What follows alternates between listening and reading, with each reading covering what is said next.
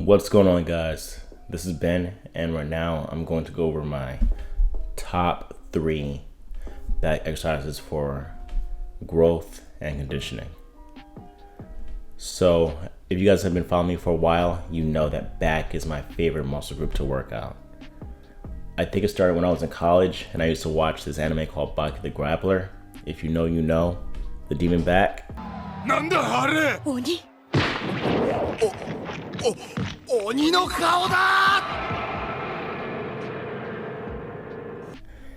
And during my summers from college, I would really dial in on size, hypertrophy, conditioning, and learning all the various workouts in order to really dial in on that back. So I didn't know I would be competing, but now that I'm older and I've done shows, back along with my small waist has really benefited me while I was on stage. So let's get into it. Top 3.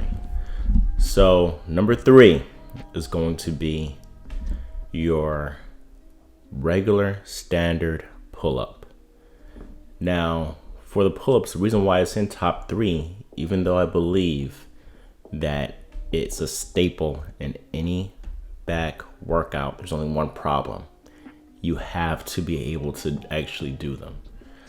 And I don't believe that that assisted has the same effect as the regular pull-ups. Now, my 20 plus years training clients in the gym, I've noticed that for the majority of people, when they're doing their assisted, it's very hard for them to make that transition into unassisted. And the reason for that is mostly due to consistency and the lack of lowering the weight when it needs to be lowered and keeping track and adding additional reps when they need to be added. And that's how you're going to actually get to being able to do a regular pull-up along with lowering your weight, your body weight, if necessary. So number 2 is going to be your lat pull down.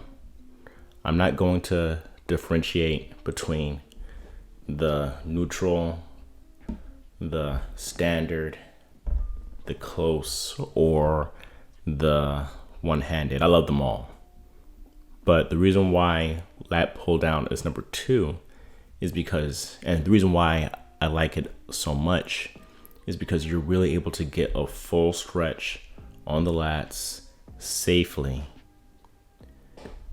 Pull it down, work on that contraction in your back, and developing good mind muscle connection regarding your back.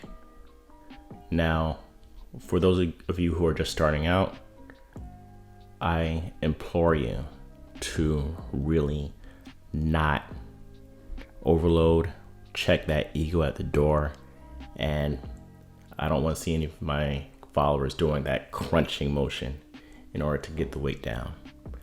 Keep the chest high, retract the scapula, bring the bar down to your clavicle as comfortable as possible. Don't go past. And then bring it back up and continue. Once you're able to do that, now we can do an overload and we could get a little momentum into the movement in order to get the weight down. But safety first. Number 1, this is my favorite back exercise, is going to be the barbell bent over row. When I was just starting out, I really had difficulty feeling this exercise in my back. So I actually started out doing dumbbell bent over row, of course, dumbbells in both hands. And after weeks of doing that and knowing that I had to get it done and become good at that motion, I was able to develop excellent mind muscle connection regarding that particular movement, and then transition over into a barbell. So what you're going to do, obviously, make sure to keep your back as parallel to the floor as possible. You pop your hips back into somewhat of a RDL motion, or an RDL stance, pardon. And then from there, you get to rowing. Start out with the bar. After that, on a scale of 1 to 10, keep at a 5 to 6. Knock out about 12, 15 reps with your back parallel to the floor, bringing that bar into your hip crease.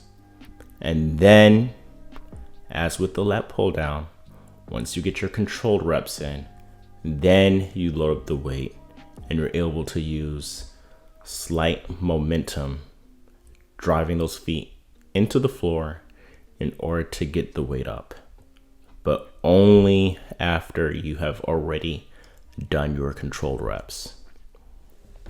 Well, that's it, guys. That was my top 3 for back hypertrophy and conditioning. Did you find the video informative? If you did, let me know. Like, comment, share, and subscribe. Until then, peace.